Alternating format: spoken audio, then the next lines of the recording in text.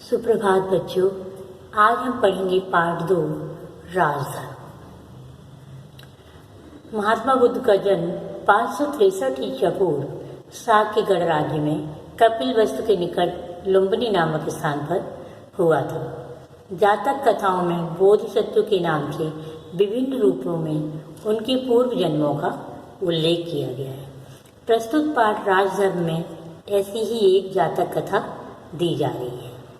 इस कथा में बताया गया है कि किसी राज्य का राजा जैसा आचरण करता है उसका प्रभाव उस राज्य की प्रजा के साथ संपूर्ण पर्यावरण पर भी पड़ता है। ब्रह्मदत्त विवेकशील राजा था। वह सत्य असत्य, उचित अनुचित का सदा ध्यान रखता था। वह ऐसे व्यक्ति को ढूंढता था जो उसके दोषों को बता सके। प्रशंसा करने वाले तो सभी थे, दोष बताने वाला कोई नहीं मिलता था। अंतःपुर, राज दरबार, नगर के बाहर सभी लोग राजा के गुणों का बखान करते थे, पर उसके अवगुण बताने वाला कोई नहीं था। राजा ने सोचा कि जनपद में कोई ऐसा व्यक्ति मिल जाए जो उसके दोष बता सके। अतः वेश बदलकर वह पूरे जनपद में घूमा, पर वहाँ भी उसे अपना गुण ही सुनने को मिला, दोष नहीं। फिर वह घूमता हुआ हिमालय प्रदेश पहुंचा। घने जंगलों और दुर्गम पर्वतों को पार करता हुआ वह सुरम्य हिमालय प्रदेश में स्थित बोधिसत्व के आश्रम पर जा पहुंचा। उसने उन्हें श्रद्धापूर्वक प्रणाम किया। बोधिसत्व ने राजा का कुशल क्षेम पूछा। फिर आश्रम में राजा एक ओर चुपचाप बैठ गया।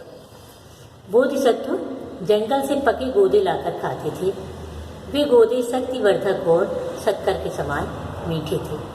उन्होंने राजा को संबोधित कर कहा, महापुण्य, ये गोदे खाकर पानी पियो। राजा ने गोदे खाए और पानी पिया। उसे गोदे बड़े मधुर और स्वादिष्ट लगे। ये किस कारण हुआ? गोदे राजा को बहुत पसंद आए। वो मीठे भी थे और बहुत ही स्वादिष्ट थे। राजा ये हिमालय प्रदेश में पहुंचा। वो किस लिए पहुंचा? इस वजह से पहुंच गया कि वो चाहता था कि हमारे कोई दोष बताए। सभी लोग उसकी प्रशंसा करते थे। प्रशंसा करने वाले तो हर जगह मिल जाएंगे, मगर ऐसे लोग भी होने चाहिए जो उसकी बुराइयों को उसके मुंह पे बता सकें। इसलिए राजा हिमालय प्रदेश पहुंचा। उसने बोधिसत्व से पूछा, बनते, क्या बात है, ये गोदे बड़े मीठे और स्वादिष्ट हैं? महापुण्य, राजा निश्चय ही धर्मानुसार और न्यायपूर्वक राज करता है, उसी से ये इतने मीठे हैं। राजा के अधार्मिक और अन्यायी होने पर तेल, मधु, शक्कर आदि तथा जंगल के फल फूल सभी कड़वे और स्वादहीन हो जाते हैं। केवल यही नहीं, सारा राष्ट्र ओज रहित हो जाता है, दूषित हो जाता है। राजा के धार्मिक और न्यायप्रिय होने पर सभी वस्तुएं मधुर और शक्तिवर्धक होती हैं और सारा राष्ट्र शक्तिशाली तथा ओजस्वी बना रहता है। बोधिसत्व ने क्या बताया राजा को? राजा को ये बताया कि निश्चित ही यहाँ का राजा बहुत धर्म के अनुसार काम करता होगा, बहुत न्यायप्रिय राजा होगा, तभी ये स्वादिष्ट है।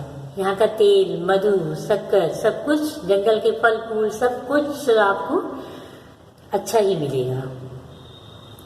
बनते, ऐसा होता होगा?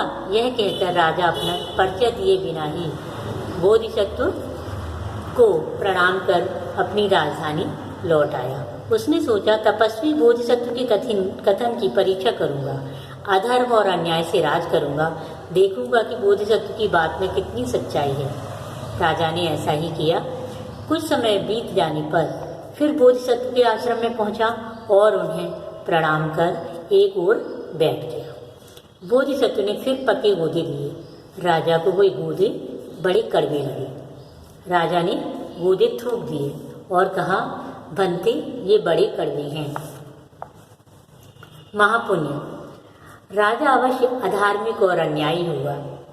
राजा के अधार्मिक और अन्यायी होने पर जंगल के फल फूल तथा सभी वस्तुएं नीरस और कड़वी हो जाती हैं, स्वाद रहित हो जाती हैं। यही नहीं, सारा राष्ट्र ओज रहित हो जाता है। सारा राष्ट्र कैसा हो जाता है? ओज रहित। राजा के और जिज्ञासा करने पर बोधिसत्व ने कहा, गायों की नदी तैरते समय बैल यदि टेढ़ा जाता है तो नेता के टेढ़े जाने के कारण सभी गायें टेढ़ी जाती हैं और मार्ग से भटक जाती हैं। इसी प्रकार मनुष्यों में भी जो श्रेष्ठ होता है वह नेता माना जाता है। यदि वह टेढ़े मार्ग से जाता है, अधर्म करता है, तो सारी प्रजा कुमार्ग पर चलती है और अधर्म करने लगती है।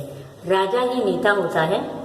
राजा के धर्म विमुख होने पर सारा राज्य दुख को प्राप्त होता है।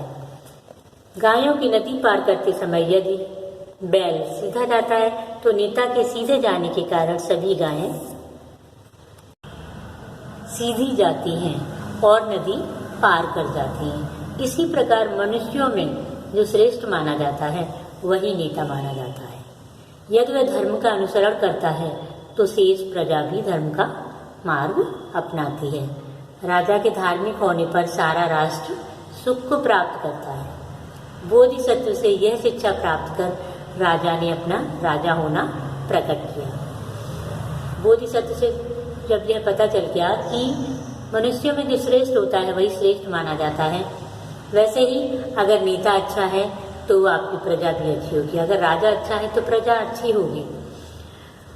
तब राजा ने अपना राजा होना प्रकट कर दिया बोधिसत्व के सामने और विनय पूर्वक बोले, भंते, मैंने ही पहले गोदों को मीठा कर फिर कड़वा किया, अब फिर उन्हें मीठा करूँगा और कभी उन्हें कड़वा नहीं होने दूंगा।